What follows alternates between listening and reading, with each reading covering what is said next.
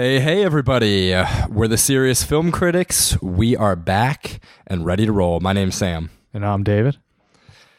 Alrighty, Dave. Back at it again for, what is this, episode 27, I believe? We're getting there, man. Yeah, We're getting there. Sounds about right. Yeah, close enough. How's it been going, dude? It's been a little while since we recorded, but we're back at it again. Yeah, we've had a nice little hiatus, but hopefully this won't be won't be happening again. Yeah, I've had a pretty rough week. I was telling you, but I got pink eye last Monday, and it's been brutal, man. Oh yeah. I don't know if have you had pink eye before? Do you remember like the last time you had it? I had it once, and it wasn't that bad.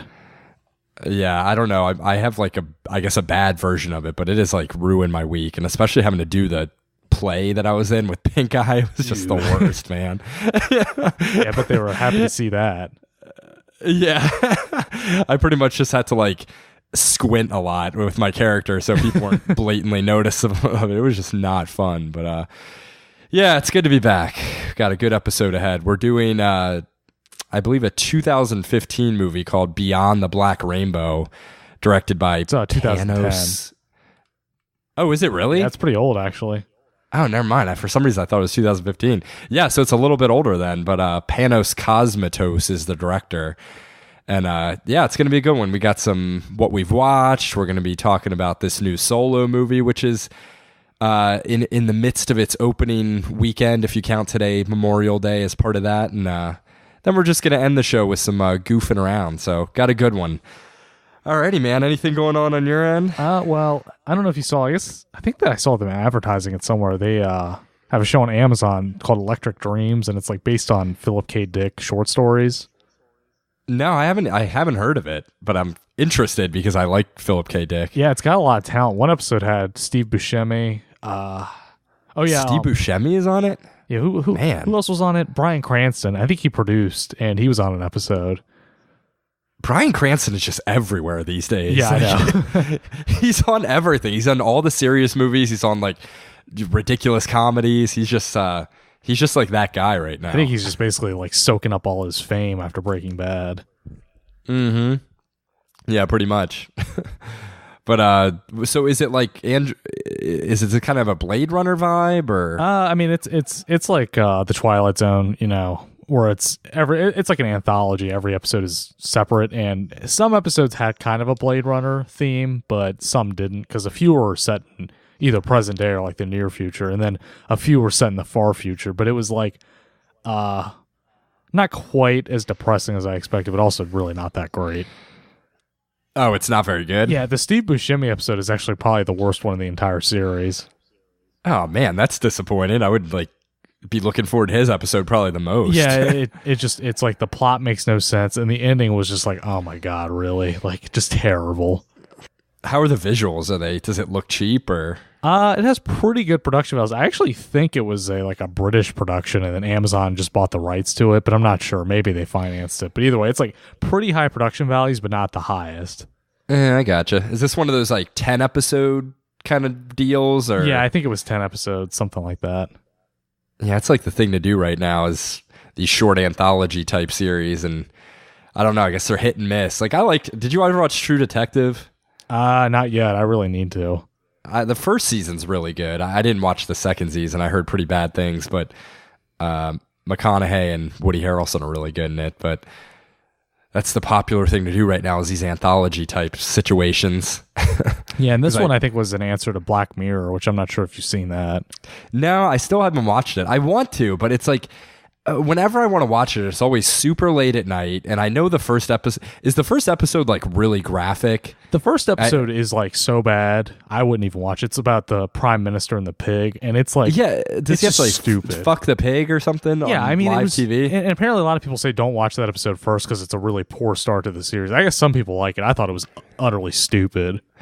Does he actually do it? Yeah, he does it. And it's like the whole episode, right in the beginning of the episode, he's like, I'm not fucking a pig. And I was like, yeah, there's literally no chance in hell he would ever fuck that pig. Like, and it happens. Yeah, and it does happen. I was like, he's not going to do that. Like, is the episode gross, or is it more just the idea that happened? I mean, it doesn't really show it. I mean, the whole episode is supposed to. I mean, this is what I hate. I don't like Black Mirror. Every episode about Black Mirror is supposed to be making like some grand social commentary. I guess this one was supposed to be about like voyeurship or like media obsession or something, but it's like it's always shallow, undeveloped points, and it's like the episode is just like doesn't say anything interesting ever, and that's how this one was. That's pretty fair. That's kind of the impression I got of it too, is that it's almost like pseudo, it thinks it's a lot deeper than it actually is. That's exactly how I would characterize it. There's one episode I think is really good. It's called the Complete History of You, and it's where people can record their memories and play them back. And that episode I think is good. Yeah, I've heard of that episode. That's the episode. Either you might have mentioned it to me, or I've heard that episode mentioned. But I feel like that's one of the keystone episodes that always gets brought up whenever someone talks about the series. Yeah, that one I don't think is trying to make like any major points about like our society as much. I think it's just more, I mean, I think it is saying a few things, but to me that was just an interesting story. The rest of them, like the big episode was the one where they did like the Star Trek parody, and I really have a lot of problems with that episode. Oh, I remember people on Letterboxd were logging that, even though it's a TV episode. It just, that looked a little self-congratulatory or something. I mean, I could go into a long tirade about how much I dislike that episode, so I don't want to get into it. But people loved it. We'll save that for another day. Yeah, I have some things to say about that episode. So is each episode, or is there a loose connection throughout, or is it more? No, there's it's like I said, like the Twilight Zone, basically, where there's no connection. Okay. So I would imagine it's probably some episodes are better than others, that kind of thing too. Yeah, pretty much. Like, I mean, my problem is like every episode I go in with high expectations, and then I just lower them every episode, and they never. I mean, there's like this episode. I think it's in black and white. Yeah, it's in black and white, and it's like there's like these robotic dogs that I guess are like chasing like the last survivors of humanity around, and it was just it was like supposed to be really like depressing and brutal, but like the dogs look so stupid. I was just like, oh my god, just like I can't even watch this shit. Like these like stupid little robots were like chasing people around, killing them, but it was just they looked ridiculous. Yeah, I would always rather watch a movie typically on my end than a TV show, and it just TV shows just so often let me, especially shows like that. Just the production values just often aren't there. The CG doesn't live up. I don't know. It's not that I don't watch TV, but it better be a really good TV show for me to really get invested. I'm like Breaking Bad or some kind of high echelon show like that. Or something I could just throw on like The Office, and not think too much about. But TV is like the thing. If you I talk to so many people about TV shows, and they have so many shows they watch, and I barely even heard of half of them. Like, oh my god, like there's so much TV right now. Breaking Bad really kind of ruined my expectations watching TV, because after that, it's like really nothing can live up to that show for me. No, it's probably the best show I've ever watched. I mean, Seinfeld is still my number one, but it's hard to compare Seinfeld and Breaking Bad. It's almost like they're in two different categories, but Breaking Bad is just a perfect show. I mean, there's really, to me, there's no peaks and valleys. It's pretty much just a steady climb upward. There's actually some episodes of Breaking Bad I really don't like, but I still feel like it's just unparalleled compared to anything else. Yeah, I mean, The Wire is good too. I feel like those are the two shows that always kind of get grouped together, like, oh, Breaking Bad and The Wire, but they're both really good, so there's a reason for that. But so you been watching anything else, or just that actually might be it if you want to get into what you've been watching? Yeah, I mean, I've been really busy, but somehow I've managed to watch a lot of movies over the last month or a couple weeks. I'll just touch on some of these really briefly. I don't know if I mentioned, but I watched The Lost Boys, which I had never seen before, actually. I really enjoyed it. I think you might have mentioned that in the last episode. Yeah, maybe I did. If not, I liked it. It was good. I saw Avengers Infinity War Part 1 or whatever, and it was okay. Did you get around to seeing it? No, I have so many problems with the way things are going with Disney. I just don't want to see their movies anymore. Yeah, I mean, that's pretty fair. It was okay. I mean, I'm looking on Letterboxd. I saw it on April 30th, so it's quickly going from my mind, but I remember Thanos being pretty cool, but he just looks so stupid. Like the voice performance is good, and even some of the motion capture elements are really impressive, but he just looks dumb, and he looks different than he does in the other Marvel movies, which really threw me off initially. I mean, he looks like freaking Purple Rick from Pawn Stars, and it just you can't get over that until it takes a while for me to really let that sink in. He should have kept his helmet on too. I think he looks so much cooler when he has that helmet on.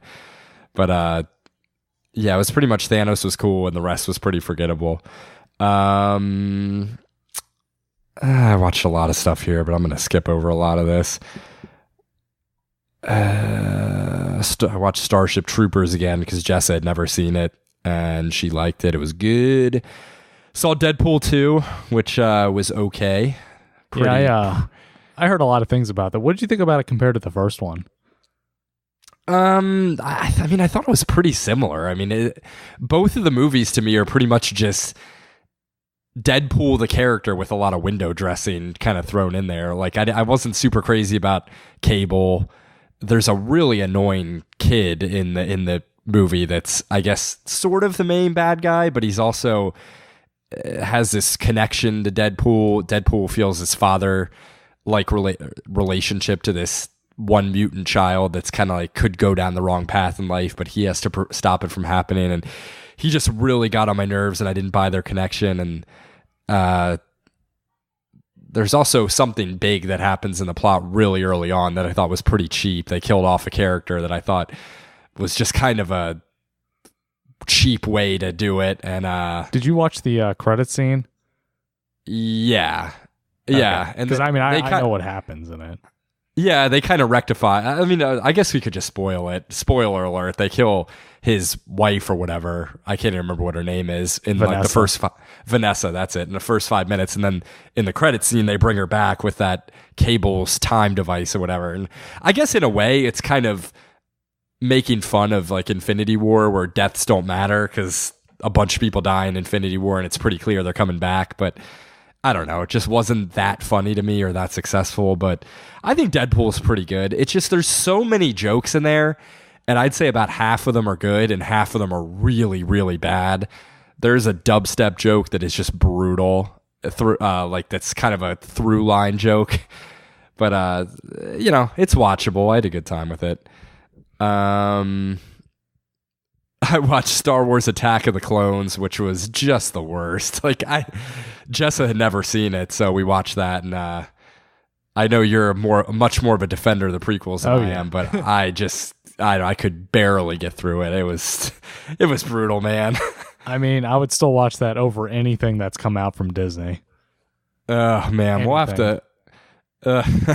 Strong disagreement there, but we'll have to do just a Star Wars show one day and like go through all of them or something. And then I watched Empire Strikes Back just to remind me how much I love Star Wars, and that was just the best, just a masterpiece. Yeah, I was actually watching that at Adams, but we watched most of it. So yeah, were you watching it earlier today, or over the weekend? Yeah, yesterday.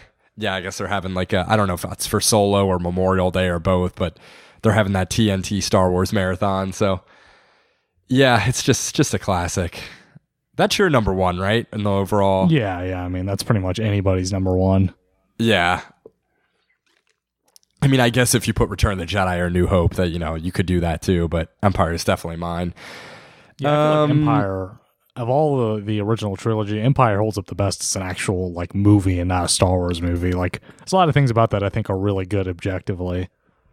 Yeah, to me, it's just even amongst the original trilogy, it's just, especially watching them as an adult and not just kind of purely with like nostalgia, child glasses on. I mean, Empire Strikes Back is so much better and technically than the other two. I mean, it's just like the direction, the cinematography. I even think the score, like, it's just a better movie. It's you can tell that they brought in like real good people to work on this one, and then that was like the last time he did that.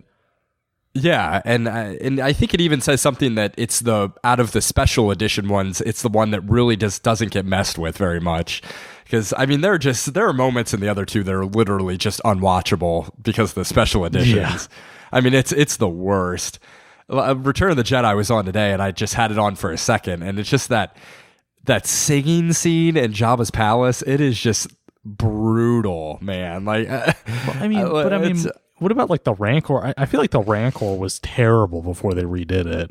That's something we've talked about this before. We need to watch the original because I don't remember the original being that bad in terms of the Rancor, but I also could be wrong because I haven't seen the original cut in a long time. So I mean, maybe I'm wrong. Maybe it's even like the restored edition. But I remember the first time I saw Return of the Jedi as like a really young kid. I remember the Rancor scene. The Rancor looked terrible to me, but I mean that was like yeah. Yeah, I mean it definitely might. We'll have to have a Star Wars episode one day where we watch the originals, and if we can find like the despecialized editions, we'll have to watch those and just see how they hold up. I thought you had them on VHS. You don't? I do have them on VHS. I don't have a VHS player anymore, so we'd have to find somewhere to watch it. But I was so pissed too when Force Awakens came out. I don't know what I was thinking, but I spent like I spent $90 on this fancy box set of the original trilogy on Blu-ray, and for some reason, I guess I just wasn't thinking, but I thought they were somehow the despecialized editions, or the despecialized editions were on there or something, and no, they're not. Yeah, I'm pretty sure Lucas tried to scrub them from existence. Yeah, I was looking into it. I literally don't think they exist, unless you torrent them or something or find them online. I don't think they're actually being sold right now. Yeah, I'm pretty sure he doesn't sell them at all. Yeah, which is just shocking. And just some of the changes are unforgivable. I mean, when they add in the Darth Vader yelling no, did you know they did this one? Darth Vader yells no now in Return of the Jedi when he throws the Emperor into the pit. Yeah. I knew about that. I wasn't even really aware of that change. Like, I knew all the other ones, but that was just awful. So yeah, we'll talk about those someday. But I mean, I've watched a lot of other stuff. Nothing really. I watched some of the Marvel movies that were mediocre. Iron Man 3, I wasn't super crazy about. I watched Attack the Block, which was pretty fun. Did you ever see that? No, I heard a lot about it though. Yeah, it's pretty good. It's basically just an alien invasion movie. It has that John Boyega in it from Force Awakens, and he was actually a lot different in this, which I was not expecting. He was actually pretty good in the movie. Plays kind of this, I think they're in London or something, so he has a really thick accent, and he's kind of a local gang leader of these kids, and they have to hold off these aliens, which actually look pretty cool. So that was good, and I don't know, nothing too much else. That's about it. All right, we want to get into this review? All right, let's talk some Beyond the Black Rainbow, which... Unless we wanted to do the solo news real quick. Oh, yeah. Let's do some solo news. So, you had some pretty shocking numbers on this, didn't you, Dave? Well, I mean, I think it was originally projected to do like 150 million plus, and now it's all the way down to like 100 million. They said they were thinking it would break the Memorial Day record, and now it's like maybe not even going to do top 5 Memorial Day. So, it's obviously not a bomb, but it's massively underperforming. Yeah, I mean, I think it's just oversaturation at this point. We don't need this many Star Wars. Well, I mean, I guess that's not even fair to say though, because it seems like every Marvel movie that gets made makes a ton of money. So I don't know what it is about this one. Maybe Star Wars just doesn't exactly have the same continual staying power that Marvel does, but I just have very little interest in seeing it, other than almost as a novelty, just to talk about it. I kind of want to see it just to discuss it, but I don't really have any entertainment desire to see it. I mean, honestly, I think it's simpler than that. First of all, I think a lot of people are in denial, claiming that a lot of people are saying that's because of it's in a May release and there's a lot of other stuff out, and that's why it's not doing so well. But I think it's pretty obvious that The Last Jedi was, the most divisive Star Wars movie ever made, and people are still salty about it. Yeah, I mean, it was, but I don't know. Is it as if the people who hated Last Jedi don't want to go out and see this one? Because I love The Last Jedi, but I don't want to see Solo. So it's I don't know. I think it's both. I think it's like the casual crowd or the hardcore fans that like The Last Jedi don't really feel like seeing it for any number of reasons, and then the people that would just go see it. The Last Jedi just angered them. So it's like you have two groups of people. Some people just don't care because they're not interested, and some people are angry about what happened with The Last Jedi. So Yeah, so I guess it's kind of a combination of all that. I have no desire to see it. This guy, I don't have anything against him. What's his name? Alden Ehrlich or whatever. Yeah, I mean, something like that. I hear he's really good in Hail Caesar, which I haven't seen yet, but he just is not Harrison Ford. And it's, it's like, you don't want the actor to do like a Harrison Ford impression, but there's no similarity to me from what I've seen in either of their characters. Like, it literally just seems like a different guy to me. And I don't know. I like his voice sounds totally different. He doesn't really look like Han Solo. That's the thing too. Like, I see these comments and like somebody will be like, well, nobody asked for this. And be like, no, you didn't ask for this. Lots of people asked for this. I don't know anybody that wanted this movie. Like, I can't think of a single person that wanted this movie to be made. And again, it's like my argument about it is we've seen young Han Solo. Like, he's young in A New Hope or the original Star Wars. Like, he's like, what, late 20s in that? Maybe 30? Yeah, I mean, that is his origin story, really. Yeah, that's pretty much is his origin story. You know everything you need to know about that character in the first Star Wars movie. You know that he's a rogue. You know he's a smuggler. You know where he's from, and he has this the Millennium Falcon. Like, Chewie's there. It's almost just they're trying to capitalize on this desire that people have in this day and age to know every connecting element of these characters. Like, we have to see everything add up. Though, honestly, I don't know if people necessarily need that because it's not even making as much money at the box office. It's just, to me, it's just way oversaturated. I don't need to know what Han Solo was doing right up until A New Hope. And I feel like this movie probably, I bet you like the end scenes are leading right up to where he picks up in A New Hope. Like, I bet he just gets the price on his head by Jabba or something like that to end the movie. Well, I think the guy, the actor signed on for like 3 movies. So, I mean, they were probably planning on doing like a trilogy out of this. And it's like, oh my God, yeah, give me a like break. Like, they don't realize they're pissing off the Star Wars fan base by doing this. Yeah, I mean, they're literally just capitalizing on people who, I guess, love the Marvel movies and want Star Wars to be like that. And it just, part of what makes Star Wars so great is that it isn't that. Or at least it wasn't. It is starting to become that with Rogue One and now the Solo movie. And they're going to do, I guess they've greenlit that Boba Fett movie too, which just freaking kill me because I don't want to see that. Yeah, I mean, the only movie I've seen anybody want it to be made is the Obi-Wan movie, and that's just because I think Ewan McGregor would be in it, and that's the one that they haven't confirmed yet. Yeah, and I mean, I guess that one, we were talking about this before we start recording. I guess you said Darth Maul could be a bad guy in that, yeah, which I think would be. He's in the, spoiler alert, we spoil it. Yeah, spoiler. He's spoiler at the very alert. end of Solo, he shows up, and I feel like that could be a lead into him being a villain, because I mean, they're going to use him as a major villain, I feel like. Yeah, I feel like they know that character is just too cool not to bring him back, but yeah, I don't know. I mean, I guess a young Obi-Wan movie would be kind of cool. Or well, it would Obi-Wan, be like between 3 and 4. like middle-age Obi-Wan movie. But Boba Fett is just brutal to me. I do not need to see that. And that specifically goes against that character to me because part of what makes Boba Fett so cool to me is that he is so mysterious and you don't know anything about him. I don't want to know anything more than I already know about that. I already know too much about him based on Attack of the Clones. Like, I had forgotten how much he's in that, and it's brutal. And not only that, but it's like, they make a Boba Fett movie, and they're getting James Mangold, which I think implies it's going to be maybe not rated R, but like a darker in tone movie. And it's like, What, is he going to be the protagonist? Because he's never been a good guy. So I feel like maybe a protagonist would be a mistake. Yeah, I wonder, are they actually going to cast that New Zealander guy from Attack of the Clones? Yeah, apparently that guy is really into the character. Oh man, yeah, I'm sure he is. I feel like that's probably the biggest thing he did. Yeah, I mean, that would be interesting. But again, do you make him the protagonist of the story? Because it's like he does all this bad stuff, and then you kind of put him in the driver's seat, like you want to see him succeed. So I don't really know how you do that movie. Always a pleasure to meet a Jedi. Oh man, Star Wars is just it's slowly eroding away from me. I don't know, man. I just love the original trilogy. I mean, I like the new trilogy. It's very disconnected and disjointed as far as I like Last Jedi a lot, but I don't think it really connects very well with Force Awakens. So I don't think as a trilogy it's anywhere close to the original.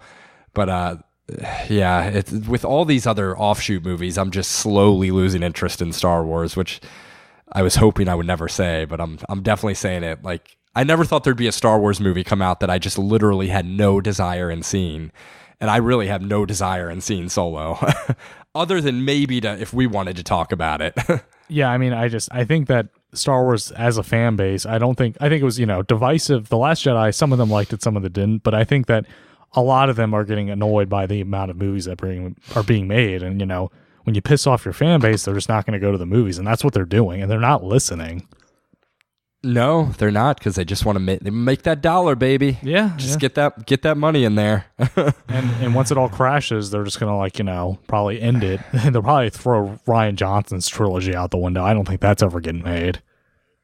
No, I hope not. I really, really hope not. Oh man, what did I feel like I just read there was going to be a TV show or something, and it sounded so bad. I'll have to do some more research, but I vaguely remember seeing an article about a Star Wars TV show coming out or something. It just sounded like the worst thing ever. But we'll just have to table that for another time. But it's just Star Wars out the wazoo right now. Yeah. Alrighty, should we get into the main event here? Yeah, let's do it. All right, we're going to be reviewing Beyond the Black Rainbow, a 2010 release by Panos Cosmatos, starring Michael Rogers as Dr. Barry Nile. So, all right, Dave, you want to lead us into this thing? Yeah, so it opens with the guy's name is Dr. Arborea, and he's like doing a very slow-paced monologue about the Arborea Institute, which is like a new age, I don't even know what it would be called, like a healing facility. Yeah, very, very much like cultish Scientology-esque vibes. Yeah. And he explains that they found a way to, like, I guess, achieve transcendence, basically. He doesn't do a very good job of explaining what he is offering, and he has a whole team of new age healers to help you accomplish this new transcendence. So after that, we cut to the present day, which is in the 80s at some point, and we see that they're still at the Arborea Institute, and there is a doctor there, Dr. Barry Nile, and he is in a room. I guess he's supposed to be examining a patient named, what's her name? Elena. Mm-hmm. And she comes in. She doesn't really answer any of his questions. He has like a kind of this weird smirk on his face whenever he asks her anything. And we also find out that she has psychic powers, and that he basically can keep her powers under control with this weird triangle thing that glows. Yeah. So later that night he goes home, and we see his wife, Rosemary, and I wasn't really sure what was going on with her, but every time she's in the movie, she's basically like, I'll sleep on the couch. And yeah, I couldn't tell if she was just in a stupor or if there was something wrong with her, or I don't know. He obviously doesn't like her at all. I didn't get that relationship. No, I didn't either. So, he goes home, and we see that he's like taking tons of drugs for like prescription drugs for something. So then he goes back and he offers Elena a picture of her mother, and I think he gives it to her, and she finds it right in her cell. Yeah, I think he puts it under her pillow or something. And then that night, the nurse that helps him, I guess that there are a lot of people that work here, but we never see them. The nurse finds, yeah, except for that one nurse. She finds like his case file on Elena, and it's like full of all these like really disturbing pictures that obviously show that he has like a really weird obsession with her. And then he puts them back in there, and she's smoking a cigarette, and like some of her cigarette ash falls in there. And then he gets a call from somebody. Busted. Yeah. And then he gets a call from somebody, and this is like the strangest phone call you'll ever hear. You remember that part? Where I actually don't remember the phone call. What is it? Who was it? He gets a phone call, and it's just like you hear like weird beeping noises and like okay. It sounds like a voice maybe. Yeah, I do remember that now that you mention it, but I had forgotten that. And the conversation he's having doesn't really make sense either. Like he doesn't like explain who figured it out, or I guess the idea is that there's some mysterious entity calling him. Yep. So he goes there that night and sees that the nurse, I don't even know why he got upset about this, to be honest. The nurse found his stuff. So then he decides to have Elena kill the nurse because he knows she has like superpowers. And he tells Elena the next time that the nurse, or no, he has the nurse take away Elena's picture of her mother. And then Elena right. crushes her skull, basically. And then, then it activates the Synthionauts, which... Right. I don't know. Those guys. We never find out what they are. I guess they're like... I don't know what... I don't know either, man. You see one later in the movie, but I couldn't tell you what it is. Yeah, it has like a baby, like a literal baby face. I don't know what that was supposed to like imply. This movie's weird. Yeah, it's very weird. So, let me think, where was I? Now he goes to see Dr. Arboria, and he's like in an old folks home, and he's like on his deathbed. So he goes to visit him. I'm not sure why. I got the impression that he was still like on the compound somewhere. Oh yeah, I guess he is still there. Like I don't know. It was hard to tell, but like it was very. It wasn't edited very well in that aspect, but I felt like he was still somewhere on the institute grounds. Yeah, they did a really poor job of showing like what the institute looked like or where it was. Yeah, what was there. Yeah, it's kind of nestled in the woods somewhere, but that's about all you get. You don't really get a sense of how big it is or like even what it is. I don't. It's really weird.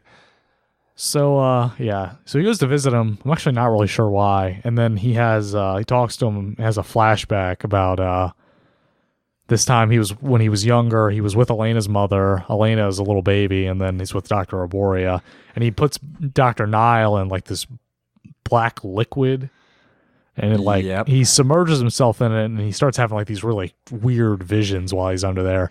And when he comes back out, he kills Elena's mother, and he's obviously crazy after that. And then Dr. Arboria, who is unfazed by this, puts the baby Elena in there too, and I guess that's how she got her powers. Yeah. So after that, he kills Dr. Arboria for some reason, and he goes back home, and apparently he wears a wig and contacts. He takes those out, takes the contacts out with tweezers, which I'm pretty sure you don't do that. Yeah, I didn't watch that part. It was rough, and you definitely do not have to take contacts out with tweezers. You just use your fingers. Yeah, I saw that he was steadily going toward his eye, and I was like, nope. I totally looked away there. Yeah, especially considering you're supposed to take your contacts out every day unless you have special contact. That was just anyway. Yeah, don't you wear contacts? Yeah, don't you? I mean, yeah, and you don't take them out with frickin' tweezers like a nutcase. Yeah. Oh my god. So then he shows his true self, which is like a weird looking bald dude, and then he puts on this weird this custom leather coat thing. Yeah, it's his bad guy uniform. And where did he get the dagger from? Wasn't there like a special dagger he had? Well, it was called something ridiculous, like the devil's tear or something. I don't know where he got it from, but it had a weird name. Yeah, he gets that, and then he goes down, and his wife is sleeping again. She's like, "Oh, I didn't recognize you without all your stuff on." And he kills her. So then, while this is going on, Elena figures out how to escape the Arboria Institute, and on the way out, she sees one of the Synthionauts, which takes its helmet off and shows that it has like a baby face. Yeah, Oh yeah, and she saw that zombie thing chasing her around. Yeah, that was pretty weird. So she makes her escape. Dr. Nile goes after her. He comes across some two weird dudes. He just kills them for some reason. And then he confronts Elena, and he just trips and dies because he hits his head on a rock. Yeah, and that's pretty much it. Yeah, and then Elena walks off into the sunset, basically. Or it's nighttime. She walks off towards the TV, and that's it. All right, man. So what did you general impressions of Beyond the Black Rainbow? Like, hate? Okay. I mean, some of the visuals were really great. I thought it had a really cool retro vibe. Like, it definitely felt like he captured like the essence of the early 80s, but the story is unfollowable for me. Yeah, I didn't I didn't hate it, but I definitely didn't like it, and I wouldn't even necessarily say, I wouldn't even give it a pass. But I mean, this movie's weird because it had elements of it that I actually really liked, but it in no way added up to a satisfying whole. And I think the story is probably the biggest issue for me. It's just, it feels so pretentious and self-indulgent, and I couldn't connect to any of the characters. I didn't really understand their relationships to one another. It felt so, I mean, this movie is so bleak and slow moving and humorless that, not that a movie needs humor, but I mean, this movie was just so depressing to watch, and it didn't make it any better, but because it was so slow and languid in its pacing. I was not crazy about it. Yeah, I mean, my biggest issue was how some of the dialogue, they would just randomly take these long pauses. Like, especially in the beginning monologue where he stops and he's like, I can't remember what, but he stops between two words that you never need to pause between. And I was like, just stop doing that. And that's one of the things, like, that it makes it feel so pretentious, just the weightiness of some of the dialogue that just does not need to have that. And there's a way, to me, I mean, this movie he feels like he was somewhat influenced by, like, Nicholas Winding Refn, because Drive is, has a lot of neon visuals and a lot of kind of pause heavy dialogue, but it just works in that movie so much better. In this movie, it just doesn't work, and it just feels so pretentious. And I think one of my biggest overall problems with the movie too is it feels like several different movies in one. Like, initially it kind of feels like this art house kind of relationship drama or something, because you have Barry Nile and he has this weird relationship with Elena, and it's kind of this slow moving, slow burn type thing. And then the middle of the movie, it goes into this kind of weird, almost like trippy, nightmarish kind of movie where you get that flashback sequence with how Dr. Nile becomes the way he is. And then at the very end of the movie, it's almost like a slasher movie or something. It just goes into this weird slasher vibe, and it's just none of the stretches of this movie make sense to me or go together. It feels like several different ideas for a movie just kind of thrown together into a whole that doesn't work. Especially one scene that really stuck out to me was the black and white scene where he's like doing the black fat part, because like when he's actually in the liquid, it wasn't too bad, but when it's like you can barely see anything, and it just felt like it was out of another movie when he was with like the baby and everything. Oh yeah, that felt like I kind of like that scene. It was interesting, but it didn't really fit into the rest of the movie at all, and it felt detached from this movie. Like, it feels like if that had been a part of another cohesive whole, it would have been a good scene, but it just feels so disjointed. And that, like, there are individual scenes I like in this movie, but I didn't really like any of them the way they tied together as a whole. I mean, and I mean, the Barry Nile character is just, you just don't really get enough. There's not enough to him. I mean, he's the character that's on screen the most, and I don't really feel sorry for him. Like, in no way does he feel particularly sympathetic, but I also don't feel like I really get to know what his motivations were. He's just kind of weird and bad. I don't know. That's what bothered me, is like, really, he's the protagonist of the film, Elena isn't. And it's like, we don't get anything about him, why he the way, and I get that they wanted to leave things mysterious, like the medicine he's taking and stuff, but we never really get any answers to anything. Yeah, and I like ambiguity in movies, but this is so ambiguous that there's nothing to latch on to. And Elena there's nothing to her character. I mean, there's so little there with her that I wasn't invested in her at all. Like, I didn't really care if she escaped or not. I mean, I guess I wanted her to escape just because, to get away, but like, I didn't have any emotional investment in her whatsoever. And it just, the editing was just not good. Like, this movie had no pacing to it. It was just, it went from being super slow. I mean, the whole movie was super slow, but it just never really came together for me in any kind of meaningful way to make it watchable. I mean, I was zoned out there were parts of this movie, I'm not gonna lie, I was like on my phone, and I'd be paying attention. especially in the beginning, because I knew I wasn't missing anything. It was literally just, I mean, there were so many close-ups in this movie too of just characters' faces with score playing and just nothing happening. And I think at the beginning he literally says, "We hope you come see for yourself." Like literally, that's not all that far off from his actual cadence. Like he would literally just pause between words that you don't need to pause between. It's like, all right, this needs to stop. And I mean, in a way, I think the main guy it wasn't a terrible performance, but like I thought he was creepy. I'll give him that. He was definitely creepy, especially the way he looks and especially the way he looks toward the end. But even with his hair and stuff, he's still creepy. But there's just nothing, it tries to give you some backstory on him and there's just nothing there. And there's nothing to make him sympathetic. There's nothing to make him likable. There's nothing even really to understand about him. I mean, even in the flashback scene, you don't really get an idea of who he is. I guess he's kind of supposed to be a somewhat idealistic scientist because he's working for Arborea or whatever, but there's so little dialogue and so little depth to it that you just don't really get an idea of what his goals are or what he wants to do. And then later in the movie, he's just kind of subtly menacing, but there's nothing there. I don't, I mean, we don't get anything about his relationship with his wife, his backstory, like who he is, nothing. It's just like mostly it's him at the Institute. And then, I mean, really, there's not much that happens in the movie considering how long it is.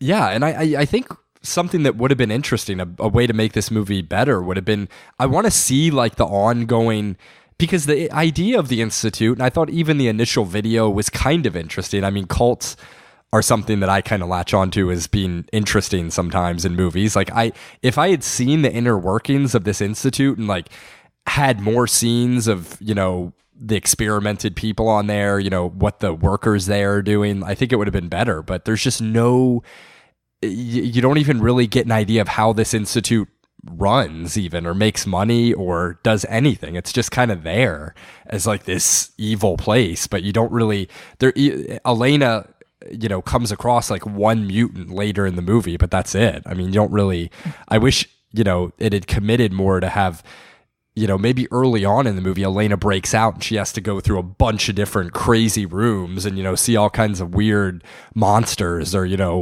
make it more of a haunted house type movie, but this movie just had no direction to it. Yeah, that was something that bothered me too, is as in the beginning I had the impression that literally the entire Institute was dedicated to like keeping that girl Elena in check, but then when you saw like the mutant thing, you're like, okay, well maybe there's like a lot more, and then there's like that little employee lounge she goes through, and you start to think that maybe there's actually like a decent number of stuff going on there. You don't get to see literally any of it. Yeah, I thought the employee lounge scene was actually pretty cool because it gave the Institute kind of a, like, okay, they're actually real people here. Like, it's not just this, kind of artsy hellscape. There's actual people working here. And I wish I had seen more of that, but you don't really get a sense of that at all. It's just kind of, different neon rooms with score playing, and that's about all you see.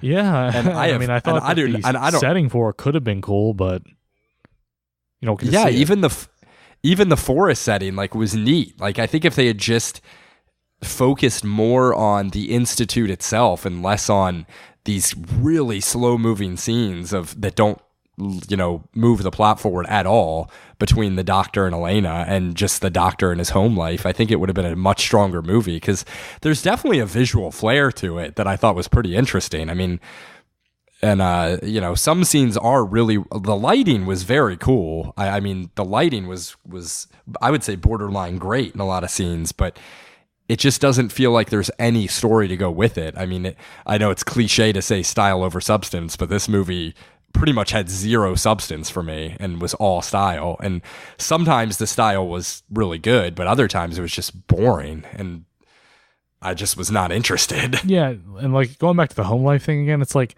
they chose to like focus on his home life, but there was nothing there at all. No, and I mean, I guess it was kind of I was sort of interested the first interaction that he has with his wife because I was my curiosity was piqued. I was like, okay, that was a really awkward exchange he just had with his wife. I mean, is there something wrong with her? Did he experiment on her or something? And, I was interested, and it just doesn't go anywhere. There's one more scene of them talking where, he is clearly struggling to express himself, I guess, in this vulnerable state, and then he just kills her, and there's nothing to it. And it just felt pretentious to me. Yeah. I mean, it would be very easy to call this movie pretentious, and I think it would be a very valid criticism. Yeah, it just felt pretentious. It felt very self-indulgent. It felt like it wanted you to believe that a lot of this imagery was conveying a lot of different things, but I just didn't really get much out of it in terms of deeper. I mean, I guess you have, themes of control and, what it means to be in a cult, and, his relationship with Elena is a controlling one, but it doesn't really comment on that. I don't think in any interesting way. It's just kind of there. Yeah. And Elaine, and there was another thing Elena's, too with like identity, where he takes the contacts out and takes the wig off. Like he's like becoming his true self, but it didn't really say anything about that. No, and I mean, I guess you're supposed to get that in the scene where he's kind of struggling to talk to his wife, but it's just, there's not enough of it. It's just one scene where he's having a hard time expressing himself, and then he just kills her. And it's, try to explain. I think what would have been interesting is if he had talked about what happened to him after going in that goo, or like what he saw when he was in that black liquid, or, trying to express what that experience did to him. But you don't really get that. It's just kind of, you get the flashback scene where it's clearly a scary experience, but it's just, it's too ambiguous. I wanted more about it, and I don't think it's too unfair to ask for more. I mean, this movie just gives you so little that there's nothing to latch on to. Yeah, and it's okay not to give you a lot, but what bothers me is the things it gives you are like meaningless, like the home life. I'll keep going back to this. It's like they bothered to make that a focus of the film, which a film that has very little happen in it, and then it just doesn't go anywhere. Yeah, that's the theme of this movie, is it just doesn't go anywhere. And I guess there's ideas of, I don't know, if maybe with Elena, it's trying to comment on modern day media and how that affects our children or something, because all she does is watch TV and that's the only outlet she has. And maybe it's trying, and at the end of the movie, she seems to be kind of comforted by the glow of the television, but it's just, to me, it doesn't expound on that at all. There's just no, other than just a very basic visual reference to that, and there's no interesting commentary really. And Elena as a character, she barely even says anything, and it just, as far as her actions, I mean, she doesn't really do a whole lot. She just kind of walks out of the institute, and that's about it. Yeah, and really, her character, to say it has zero development, I mean, she's basically a prop in the film. Yeah. And I mean, I guess things I liked, I will say I really liked the score. I thought the score was really good. The score was like, especially freaking Oscar worthy for me. It was so good. Yeah, like I loved it. And that freaking ending song I thought was amazing. I had never heard it before. And I can't remember what it's, SSQ something, but it was incredible. Anonymous. Like, I love that song. I listened to the credits like 2 times because I really liked the song at the end. And I even kind of like bumped up the movie a little bit for me based on that ending song. And I thought the score was good. The score accompanying that scene with those sentients or whatever was really good. But too many scenes in this movie were just, I was like, man, the score and the cool lighting is just totally wasted on these lifeless characters and this, pointless story. I was like, I like what I'm seeing and I like what I'm hearing, but I don't care about it at all. Yeah. I mean, what did you think about like the production design? Because I feel like it was really like just good in general. Like I liked like what her room looked like, and when then the opening scene where he's like talking to her, I feel like that all the set design in that was just really good for me. Yeah, no, I was in on the production design was really good. I like the kind of the minimalist vibe of it. I liked everything that had to do with how the movie looked. I generally liked. I mean, And again, I think it's such a nice touch, like that scene where it's this terrifying institute, and then she just goes into a scene into a place that's clearly just like a break room at like you'd see it like a Target or something. Yeah. And I think that's just such an interesting choice stylistically, and I loved it. It's just, man, there just wasn't anything else there for me to, get on board with. I think the last shot of the movie was really good with her walking, and you just see the glow of that television set. I thought was a really good shot too. So, and I think it was just so weird that like the last 15 minutes of the movie were so strange to me. I mean, it really goes into like, I felt like suddenly I was watching, a Jason movie or something. This weird bald guy is just hunting this girl. And, we see these two random goons that he just kills, and it feels like you're watching an 80s slasher movie, and it just felt so tonally weird, and it just felt so out of place. And I could tell, like I could see the bar. I was like, okay, there's only like 8 minutes left in this movie, and I'm literally watching a scene of two expendable like teenagers just being killed by this guy, and it just felt so strange. And it was so anticlimactic when he finally catches her at the end. That I did not understand at all. Like he just kills, or she just dies. Like he just falls and cracks his head. That was so bizarre. Like, I don't know, maybe it was just supposed to be like subverting expectations or something, but the fact that he just trips and dies like that was just like, what? Yeah, it just failed to me. Even if I thought that it had some deeper meaning, like it was subverting, I bet you expected there to be like a cool fight or something. Like either way, it just didn't work for me. It wasn't even interesting. He just trips and hits his head on a rock. And I thought he was supposed to be like, I'm not sure if you isn't he like a superhuman too or something? Like he has. I thought he has powers too, maybe. Because didn't he kill one of the guys with his mind or something? I seem to remember the guy looking over at him and he like crushes his head or something. Yeah, I think he does the same thing that she does. Yeah, so it's like I wish we'd gotten more of an explanation of what happened to him after he had that quote unquote transcendence. I think that would have been so and again, it's like I don't need everything explained, but give me some idea of what happened there. The audience needs something to be able to connect with this guy. And there's just nothing. It doesn't explain any of it. And I don't know. It just didn't work for me.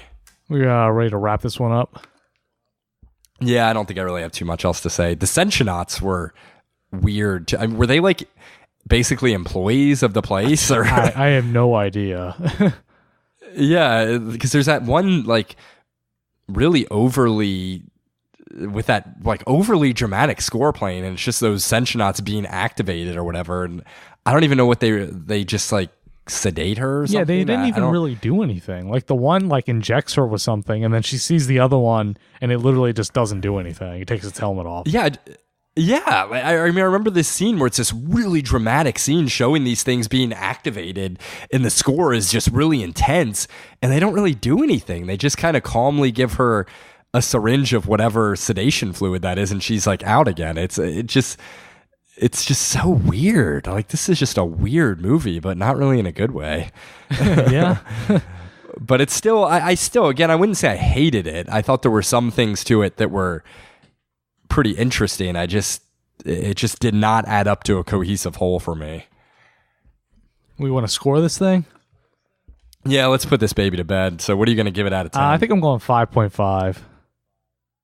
Yeah, I'm right in the same. I think I'm going to go 5, right down the middle.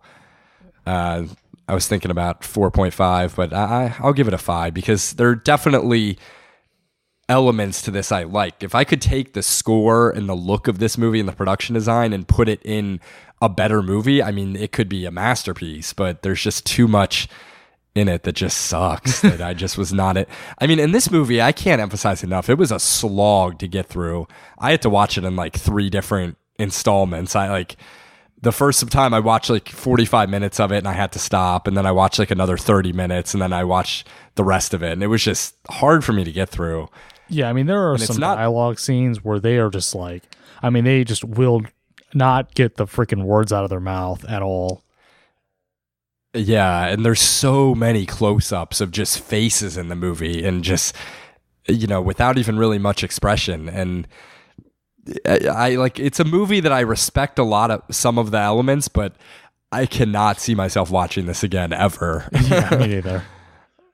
Yeah, I was thinking about rewatching it today since we watched a little while ago, but I couldn't do it. I just brushed up on it again, and that was enough. But I definitely, I don't think I would recommend it to anybody, but it's, if you're really desperate and you want to see something interesting, maybe it's worth a poke, but I definitely would very cautiously recommend it. Yeah, I mean, if you're really, really into this 80s nostalgia wave and you're also into weird stuff, then yeah, but otherwise.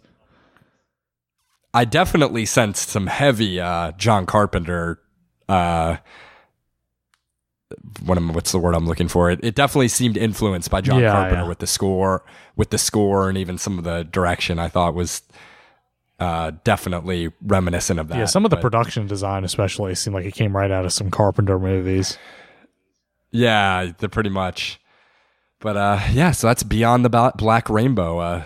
That's something else. So, all right, man, we're getting to the end of the show here. I guess we could just got a couple of would you rathers we could shoot the breeze about before we head out here. So, one I've been thinking about, this is a very pressing question that I have for you, is how much would it take for you for the rest of your life if the only outfit you could wear was a shirt with tucked in pants? Like, you always had, no matter what outfit you wore for the rest of your life, it had to feature a tucked in shirt. What happens if it comes untucked? Well, I mean, it can come untucked, but you better tuck it right back in. I mean, it's, you can't leave it untucked for the day or anything. I mean, the worst would be trying to work out with your shirt tucked in. Like, if it comes untucked, that's okay, but you just immediately have to tuck it in again. And no matter what situation you're in, that's sleeping, eating, working out, playing sports, or, just hanging out, like, your shirt always has to be tucked in. Oh, man. I don't know. I would need a lot for this, because this would be a major dramatic change in your life. I feel like it's subtly more challenging than you think, because I feel like initially you might be like, that's not too bad, I'd do it for 20,000 or something, but when you really think about it, I mean, this would totally change your life. Yeah, I think I would need enough money that I wouldn't have to worry about being in situations where my shirt can come untucked a lot. Yeah, because you constantly have to be tucking it in, and there's just a lot of social situations where I'm not saying you could still be a part of the social situation, but it would make it a lot more awkward. I mean, there are some outfits and some things that, you just don't want to have your shirt tucked in for. Yeah, I think you would have to get used to wearing suits all the time. Yeah, because if you wear a lot of t-shirts and, I wear a lot of, t-shirts and basketball shorts, you don't want to tuck that in. Like, that's going to be terrible. Yeah. I mean, I think I would need $2 million for this. Yeah, I feel like I was somewhere in the same range. I mean, I might do it for a million, but I mean, I guess I would have to. I mean, if you had an office job, I guess it would work, but I don't know, man. And I mean, especially if I wanted to be an actor, and I can't imagine explaining all right, I need to. It's in my contract that I have to have my shirt tucked in. I mean, that would pretty much put a serious damper on my acting career. There's a lot of movies you wouldn't be able to do. Yeah, imagine, having to argue with the director or the casting agent. I'm going to have my shirt tucked in at all times. Yeah, that's why I think you would need enough money that you wouldn't have to even $2 million. It's not enough that you don't have to work again, but I guess it's enough that you could just have a pretty good job and, not have to worry about money. But yeah, I don't know. I've just been thinking about that one, but I don't know. I'm trying to think if I got any other ones. I have one I'm thinking of. Yeah. Go for this one's going to be tough. Every time you use the bathroom, you can't do it at your house. Every time you use the bathroom, you can't do it at your house. You could even, let's say you could live in an apartment building. You would have to go to your neighbor's apartment, or you'd have to. Oh man, that is brutal. Well, all right, take this for I live in an apartment. You've been to my apartment, but there's a bathroom down in the laundry room, down. So could I use that? Yeah, you could use that, but you couldn't use the one in your apartment. Oh man, I mean that would be, and this is for the rest of my life. Yeah. I don't know. I mean, that would get even doable, actually. Well, I think about I feel like it would almost be easier if you do live in an apartment, because imagine if, like, I have a house someday or something. That would be awful. I mean, you'd literally have to go to your neighbor's house to go or what if you got like an outhouse? Could you do that? Or well, all right, let's say you just use the outhouse. Man, that would be so hard. But so I could still, if I was at work, I could still go at work. Yeah, you just can't use it where you live. Man, that would be really bad though. Like, 3 in the, because I don't know, my bladder is really small. I usually wake up once or twice in the middle of the night to go to the bathroom. So that would be really You would have to make like annoying. an arrangement with your neighbor that you could use their bathroom at any time. Well, I mean, I guess for this apartment here, I would just go downstairs. But I mean, that would suck. I mean, that would be like 10 minutes of, I'd have to plan on being awake for like 10 minutes a couple times every night to walk down to the, I'd have to bring my keys with me. I'd have to walk down to the laundry room, go to the bathroom. And I mean, I would definitely do it. It would probably take. This one's tough. I think I'd do it for $1 million. Oh man, really? I think I would need a lot more than that. Well, because I'm thinking right now, it would be a pretty serious annoyance, but I could live with it because, again, it's like if my apartment building didn't have a bathroom and I literally had to go to a neighbor's, that is where I don't know if I could do it, because I mean, I can't imagine having to wake my neighbor up in the middle of the night to use their bathroom. I mean, I might just have to go off the balcony or something, but as long as I could go down to the laundry room, I mean, it would be a serious annoyance, but I think I would be able to do it for enough money. And then if I had a house one day, I would just have to, use, I'd have to make sure we had an outhouse, and I mean, that would suck, but I think, I mean, I'd probably be in the 1 to 2 million range. When you need more than that. Yeah, I was thinking more like 10 million. 10 million? Like, this is something you'd have to have enough money where, like, people will cater to your needs, because... Yeah, I mean, the other element is that I could still go at work. I mean, I guess what I would try to do is just, while I was at work, I would try to go to the bathroom as much, even if I didn't necessarily have to go. I would still try to go as much as I could, and then just go when I, as sparingly as possible when I was home. But I mean, it would definitely be a life-changing event if you couldn't use your own bathroom. Yeah, I mean, imagine people like diarrhea in the middle of the night. Yeah, I mean, there's some situations where, I mean, it would be awful. I mean, I'd have to run downstairs and just hope that I can make it. And I mean, maybe I wouldn't, but I don't know. I still think $1 million or $2 million would be enough that I could suck it up. But man, that would be a tough one. I'd be curious to see I feel like Adam wouldn't do it. Our friend Adam. He wouldn't do it? I feel like he wouldn't. I don't know. For some reason, I just feel like Adam couldn't deal with that. I was thinking he would do it less than us. You would think? We'll have to ask it. We'll have to ask him this one when we have him on the show again. But I'd be real curious to see what he said. Do we have any more of these? Oh man. I don't know if I have a would you rather, but I have the basketball game. I'm watching the Eastern Conference or the Western Conference Finals in the background on mute. All right, what would you do if you had to? How much money would it take for you to go into this basketball game? You had the full game, and you knew the coach would play you the whole time. This is the NBA. I'm watching Rockets and Warriors, so these are really good pros. You could play the whole game, but you knew you had to score one basket or you would die. How much would it? Is there any amount of money that you would be willing to risk it? Like, here's the thing.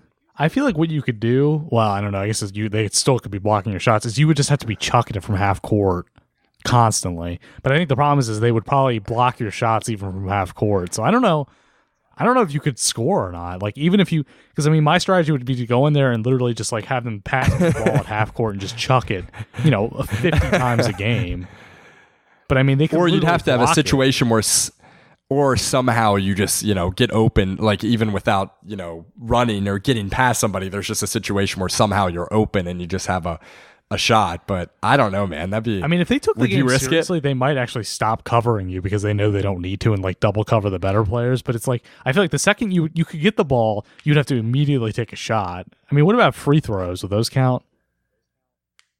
Yeah, you could do a free. Yeah, as long if you made a free throw, that would count. But you'd have to be able to get fouled while shooting to go to the line, which would be really hard. I mean, how close do you have to be to get a shooting foul?